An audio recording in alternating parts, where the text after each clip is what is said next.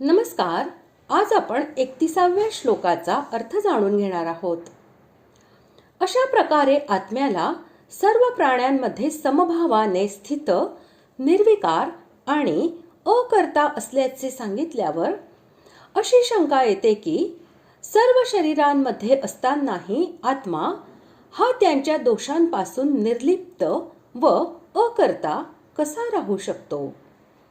या शंकेचे निवारण करण्यासाठी 3ऱ्या श्लोकामध्ये यत प्रभावश्च या पदाने क्षेत्रज्ञ याचा प्रभाव ऐकण्याचा संकेत केला होता.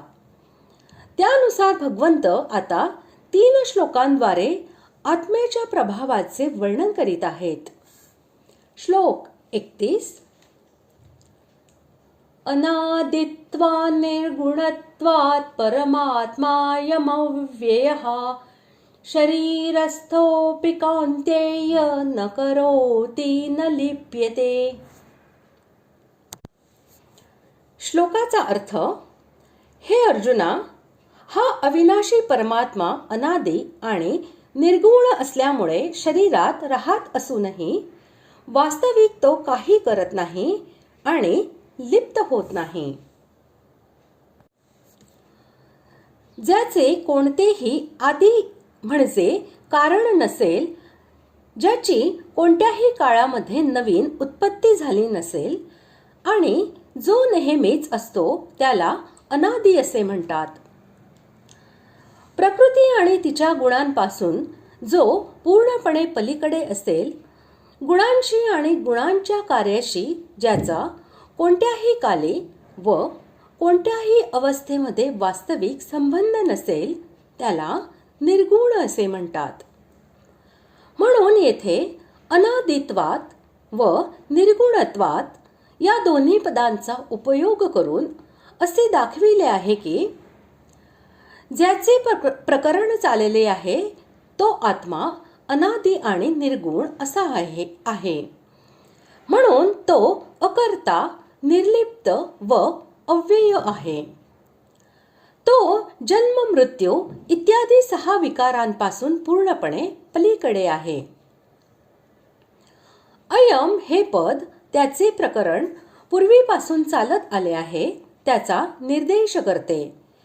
म्हणून येथे परमात्मा या शब्दाबरोबर अयम हे विशेषण लावून असे दाखविले आहे की 27व्या श्लोकामध्ये ज्याला परमेश्वर, 28व्या श्लोकामध्ये ईश्वर, 29व्या श्लोकामध्ये आत्मा व 30व्या श्लोकामध्ये ज्याला ब्रह्म असे म्हटले आहे, त्यालाच येथे परमात्मा असे म्हटले आहे.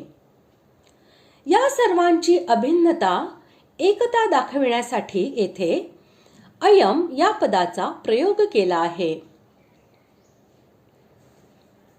वास्तविकपणे प्रकृतीच्या गुणांशी आणि तिच्या विस्ताररूपी बुद्धी, मन, इंद्रिये आणि शरीर यांच्याशी आत्म्याचा काहीही संबंध नाही.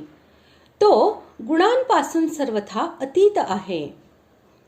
ज्याप्रमाणे आकाश ढगांमध्ये स्थित असूनही त्यांचे कर्ता बनत नाही आणि त्यांच्यामुळे लिप्त होत नाही, त्याचप्रमाणे आत्मा हा कर्मांचा कर्ता बनत नाही आणि शरीरांमुळे तो लिप्तही होत नाही. ही गोष्ट भगवंत स्वतः पुढील 2 श्लोकात दृष्टांताद्वारे समजावून देत आहेत. अशा प्रकारे आज आपण 31व्या श्लोकाचा अर्थ जाणून घेतला. पुढील भागात आपण 32व्या श्लोकाचा अर्थ जाणून घेणार आहोत. धन्यवाद.